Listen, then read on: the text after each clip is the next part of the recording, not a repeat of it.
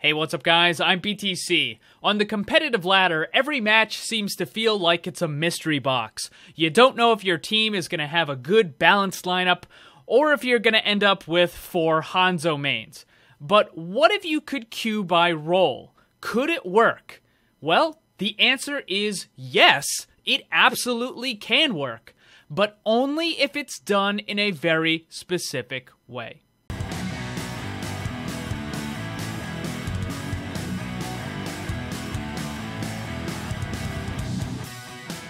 Lately, for some reason, the topic of queuing by role and role selection has been coming up quite a bit with a lot of discussion on it.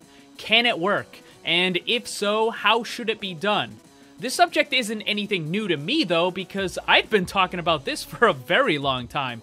In fact, right now on the screen is a screenshot of a video that I made talking about role selection back in October. That was 9 months ago I've been talking about this stuff. In that video, I talked a lot about how role selection and queuing for a preferred role will work in Overwatch. So because of this new renewed discussion about the topic, I figured I would make a new and updated video for it. What I'm going to do in this video is I'm going to briefly explain what role selection is, what the problems are with it, and why all of these common suggestions for it will not work. However, there is a way that it will work, so I'm also going to go over that as well. So the basic idea of role selection is that anytime you want to play in a competitive match, you can choose the role or roles that you're willing to play. Not specifically the character, but at least the roles. So DPS, tank, and healer. This, however, has a pretty big conflict with Blizzard's philosophy about how Overwatch should be played. The developers for Blizzard have said time and time again that they want players to be able to change to any hero they want, anytime they want. This is the main reason why they're so against any sort of pick and ban system in the game.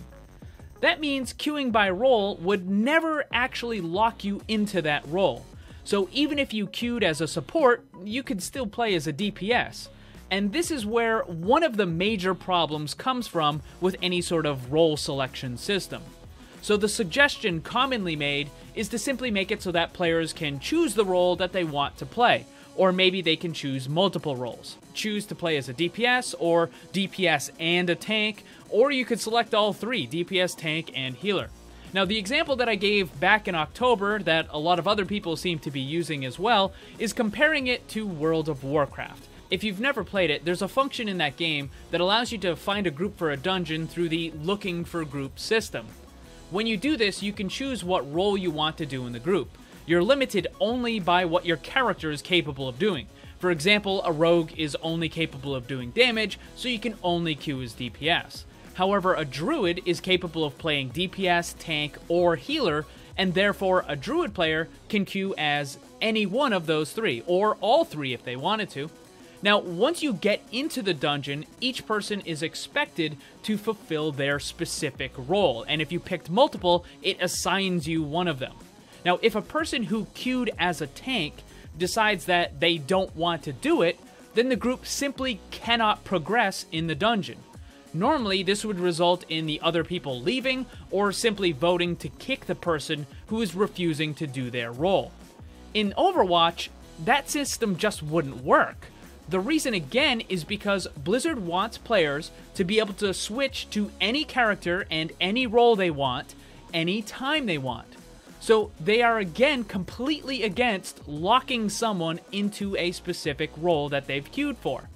The other issue is if someone queues as a healer and then chooses to not play that healer, your team is now at a significant disadvantage because that means either you play without the healer, or someone who queued as a DPS or tank must now switch to healer to fill the role. And they're probably not going to be that good at it because it's not what they're used to. It's also made more frustrating by the fact that you can't kick that person in Overwatch, and also you can't just leave without incurring some sort of penalty on yourself. Now, another thing that also comes into consideration that you guys need to know about is in World of Warcraft, when you're looking for a dungeon group, not everyone has the same waiting time to find one. Quite often, the waiting time for a healer or a tank is very short, but the waiting time for a DPS is a bit longer. The reason for that is because there are a lot of DPS players and very few tanks and healers. A similar situation would inevitably occur in Overwatch. And while I really don't think that the wait times would ever really be an issue, I mean, maybe DPS would have to wait like an extra 20 or 30 seconds, but it's not going to be anything even remotely close to what happens in World of Warcraft. But my point still remains, it would incentivize people to queue for roles that they don't want to actually play in order to get, a slightly shorter wait time.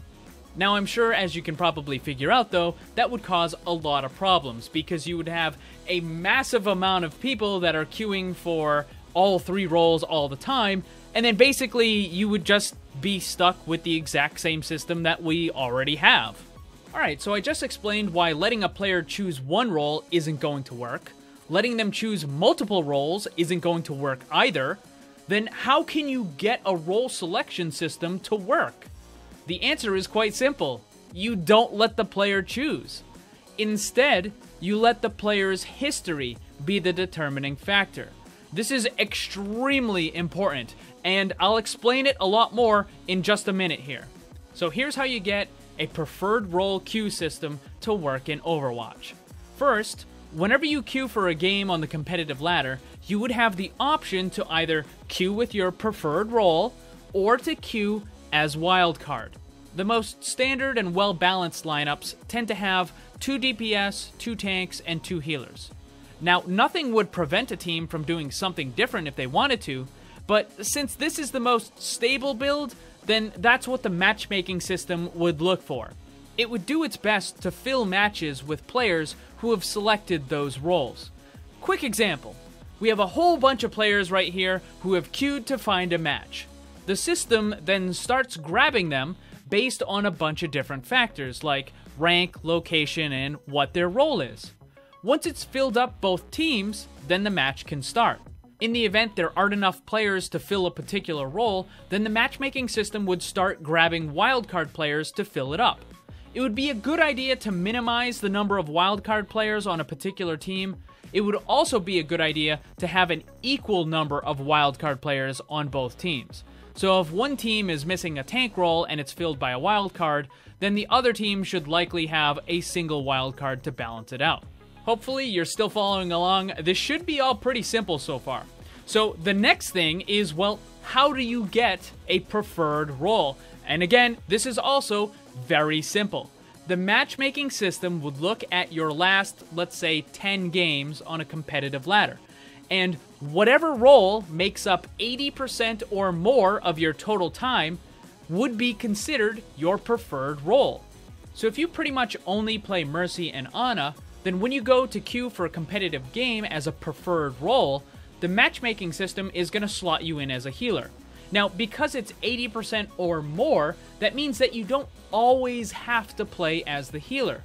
If your team decides that you only want to run one healer for this attacking round and instead have an extra DPS, you can do that. Nothing is going to stop you from doing that, but it has to happen only every once in a while. Because if at any point your total playtime for the healer role drops under 80%, then you can no longer queue as the healer preferred role.